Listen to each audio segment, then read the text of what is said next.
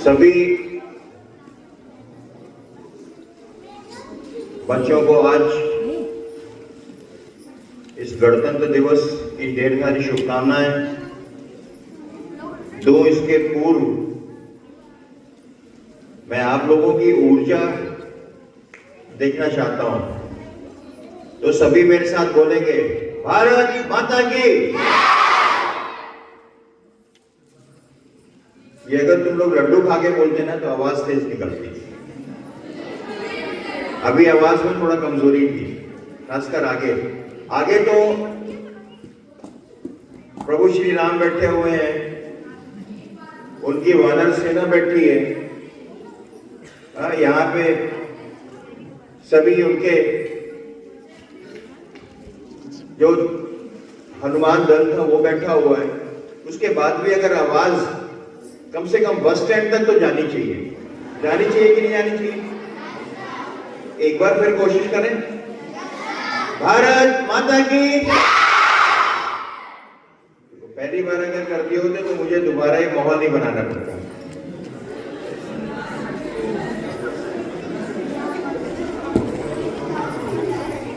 Respected principal ma'am, teachers, parents, my dear students,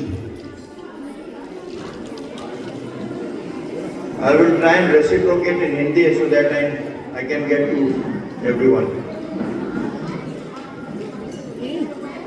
अब 5 minute के लिए कोई बात नहीं करेगा। 5 मिनट के एक आवाज मुझे, केवल मेरी आवाज के अलावा मुझे कोई दूसरी आवाज नहीं सुनाई देनी चाहिए। सब शांत हो जाओ।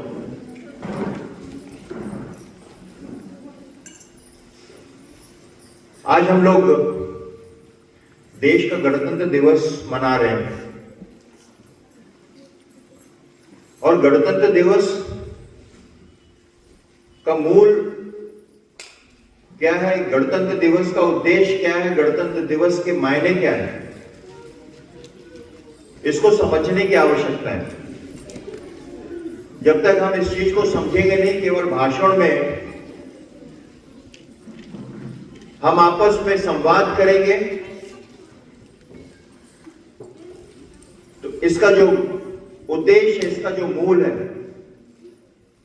वो हमसे कोसों दूर रहेगा। मैं एक सरल शब्द में आपको समझाने की कोशिश करता हूं। इस गणतंत्र का असल मायने क्या है।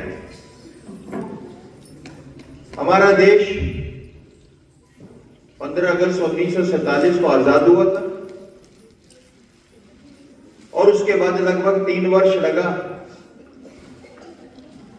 हमारे देश की कानून व्यवस्था, हमारे देश की नियम, और जिस नियम के तहत हम अपने देश को संरक्षित सुरक्षित कर सकें। अब सभी के घरों में अनेक प्रकार के कानून, अनेक प्रकार के नियम आपके माता पिता ने बनाए होंगे और उन्हीं कानून और उन नियमों का पालन करके आप जीवन में आगे बढ़ने का प्रयास करते हैं। तब एक सच्चे और एक अच्छे नागरिक आप बनते हैं, यह उम्मीद की जाती है। उसी नियम और उसी कानून को हम इस भाषा में एक गणतंत्र बोलते हैं, जिसमें हमको इस देश में निवास करने के लिए अनेक प्रकार के इस देश ने अधिकार दिए और उसमें एक महत्वपूर्ण अधिकार आपकी शिक्षा का अधिकार भी है, जो आज आप इस समय आप ग्रहण कर रहे हैं। और शिक्षा ही एक आधार बनता है आपके माध्यम से इस देश की दिशा और दशा तय करने का। क्योंकि निश्चित रूप से हर एक छात्र, हर एक विद्यार्थी अपने देश को आगे बढ़ाने में, अपने देश को व्यवस्थित रखने में अपना एक कंट्रीब्यूशन कहीं ना कहीं देता है। वो कंट्रीब्यूशन जरूरी नहीं है कि आप सरहदों में जाके दें, उस प्रकार का कंट्रीब्यूशन आप घर बैठ के दे सकते हैं, जिसमें डिसिप्लिन, जिसमें देश की हर एक प्रॉपर्टी को किस प्रकार से, किस समर्पण भाव से आप उसको संयोजित, आप उसको सुरक्षित रखें। हम अपने बुजुर्गों को किस प्रकार से आदर करें, सम्मान करें। यह भी एक बहुत बड़ा हमारा देश की प्रगति का कंट्रीब्यूशन बन सकता है। किसी भी विद्यालय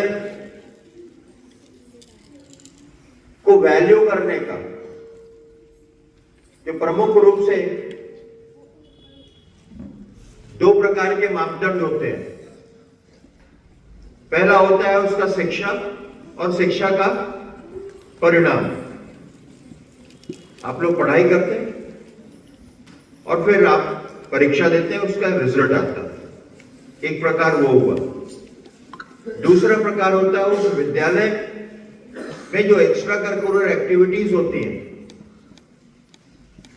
उसमें आपने किस प्रकार की सहभागिता दी,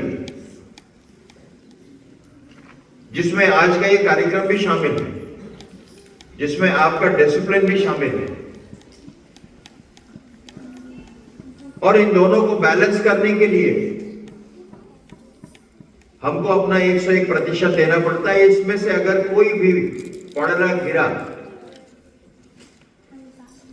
तो उस संस्था का जो उद्देश्य है उसमें गिरावट आएगी। और हर एक संस्था का उद्देश्य होता है कि हम एक अच्छा नागरिक बना के आगे भेजेंगे। जब मैं शिक्षा की बात करता हूं और आज के दिवस हम अपने देश की बात कर रहे हैं, तो मैंने ये पूर्व में भी आप लोगों को बताया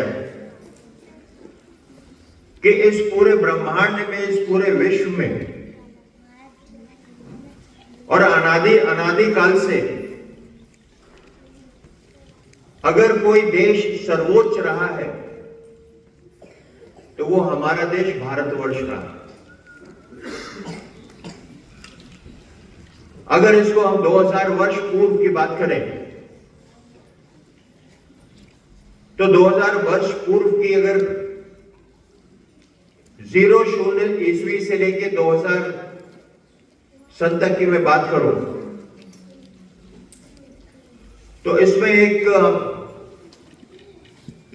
ब्रिटिश इकोनॉमिस्ट पॉल बरोच ने अपनी एक पुस्तक में इसका वर्णन किया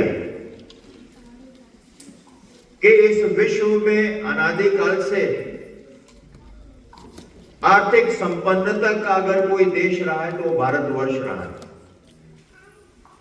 और 0 ईस्वी से लेके 1500 वर्ष तक इस पूरे विश्व में,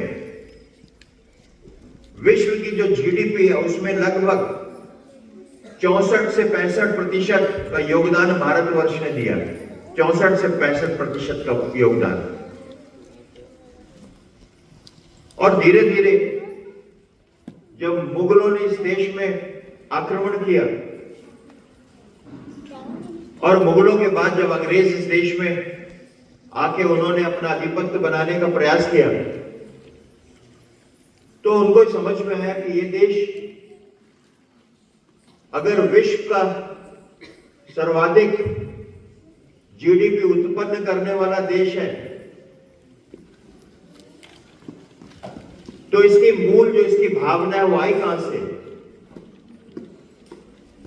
उन्होंने खोज किया